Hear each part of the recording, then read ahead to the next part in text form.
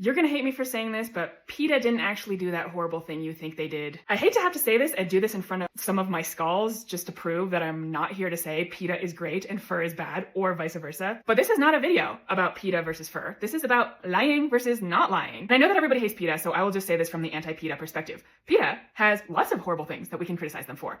So if we resort to lying about them, then no one's gonna trust us when we say the true things. The lie in question is that PETA skinned animals alive just to stage it so that they could hurt the fur industry. It's not true. Luckily, it's also not true that fur farmers typically or commonly skin animals alive. Okay, good news, that is not true. But this rumor about PETA staging those old videos goes back over a decade as copy pasta all over the internet. The oldest incidents I could find of this claim that's still up is on this random blog, Top Cats Roar, written by someone who wants you to support the Tiger King. The burden of proof is on the person claiming that they staged the videos. If that had actually happened, there would be a lot of legitimate news about it. But I'll disprove it anyway. So the old copy pasta says that the German High Court found PETA guilty of staging those videos. The German High Court does not exist, and PETA never even filmed those videos. They just distributed them. I'll even give you an anti-PETA source. This is the NRA's Hunters Leadership Forum. Even though they're biased and they can say things like fur is green, that's really complex and I'm not gonna trust them, at least that is a vague statement.